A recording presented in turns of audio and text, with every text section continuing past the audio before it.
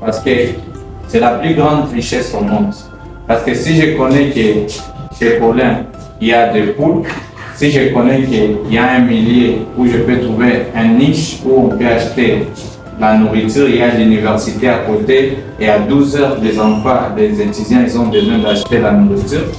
Facilement, je vais savoir si j'ai l'information par rapport au prix qui est à peu près des poules, je vais aller acheter et je vais vendre, je vais générer de l'argent. La plus grande richesse, la deuxième richesse, c'est les relations.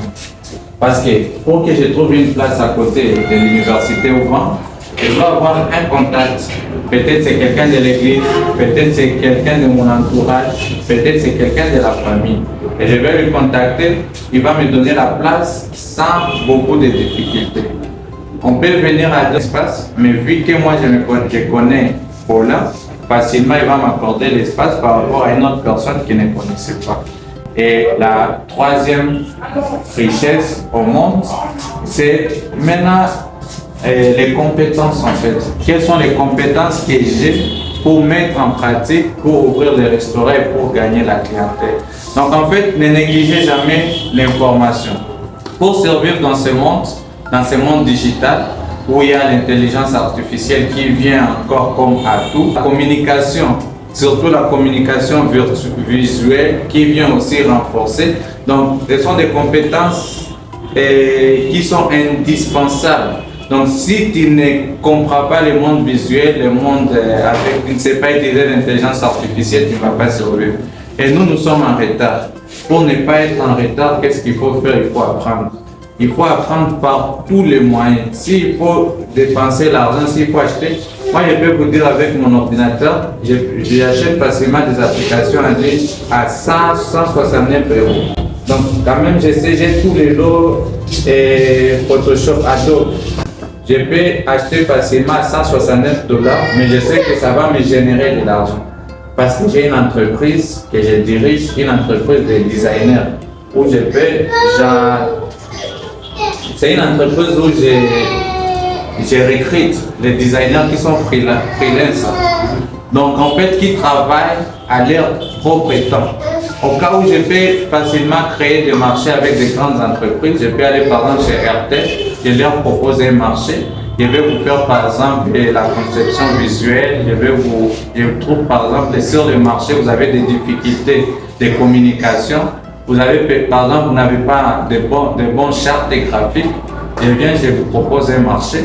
Et puis par après, ce ne sera pas moi qui va faire ce travail parce que moi, je n'ai pas le temps, je suis très surchargé.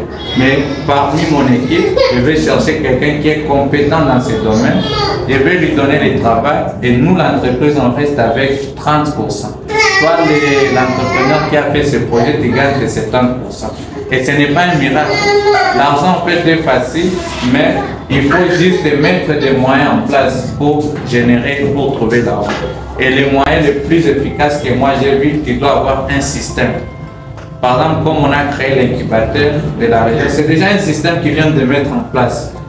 C'est un système qui est à long terme, même si actuellement, en 2025, ils ne sont pas en moyen de réaliser des grands chiffres, mais on sait que dans 5 ans, ils auront peut-être des entrepreneurs partout dans la région et ils pourront facilement lancer des projets où ils n'auront plus besoin d'aller chercher ou recruter. Parce que les recrutements, c'est très difficile. Les recrutements, ça prend de l'argent. Et quand on recrute, il y a ce qu'on appelle la formation. Tu dois former encore des gens qui étaient à recruter. Mais comme il a déjà des représentants partout, et les représentants sont en train de former les jeunes entrepreneurs. Donc à long terme, l'Église pourra facilement mettre des projets en place et on va savoir qui cibler.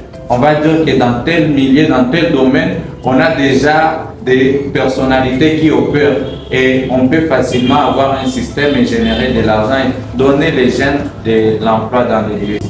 Donc je ne vais pas prendre tout votre temps.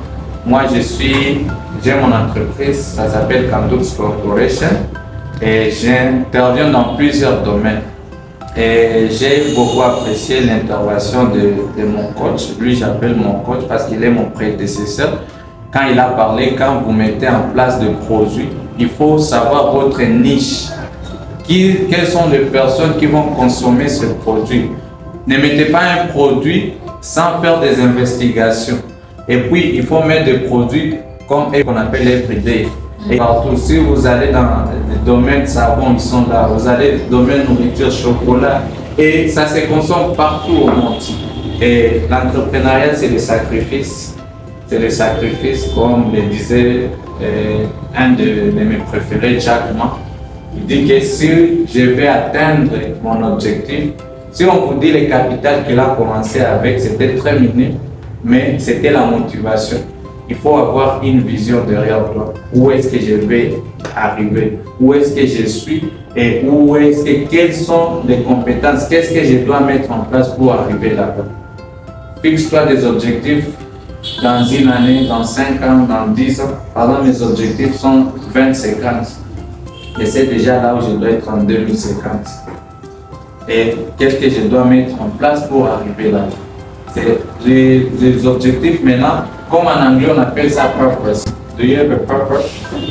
Purpose, c'est même au-delà de la vision. Purpose, en fait, ça se rapporte même au spirituel. Pourquoi est-ce que Dieu t'a créé? Pour les gens qui ont déjà lu les livres de ça s'appelle comment? Oui, lui. C'est lui qui parle en fait pourquoi est-ce que Dieu t'a créé? Pourquoi est-ce que si tu mourais aujourd'hui, qu'est-ce que tu vas laisser? Il montre combien de fois les cimetières sont plus riches parce qu'il y a des esprits brillants, il y a des idées qui n'ont pas été accomplies.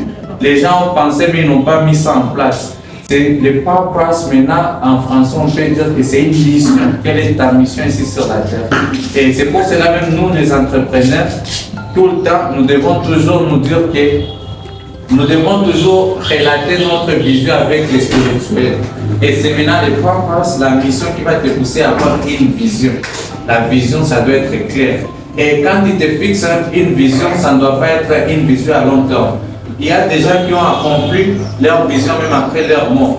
Donc c'est quelque chose qui peut être atteint même après des millénaires. Et la vision, en fait, pour nous aussi entrepreneurs, ça doit être réalisable même après votre mort. Et la vision va vous pousser à avoir des objectifs, ça va vous pousser à avoir des goals. Goals, en anglais on appelle ça goals. Et ça va vous pousser à être, donc vous pouvez subdiviser ça même en morceaux. Vous pouvez vous dire même qu'est-ce que j'ai fait par heure, par minute, par jour, par semaine, par mois, par année. Et qu'est-ce que je dois faire après 10 ans, après 5 ans, après 50 ans. Et toutefois, essayez de vous évaluer ce que réellement vous avez accompli, à quel niveau vous en êtes avec ce que vous êtes fixé comme objectif. Et c'est les peu de mots que je pouvais placer pour votre attention et merci.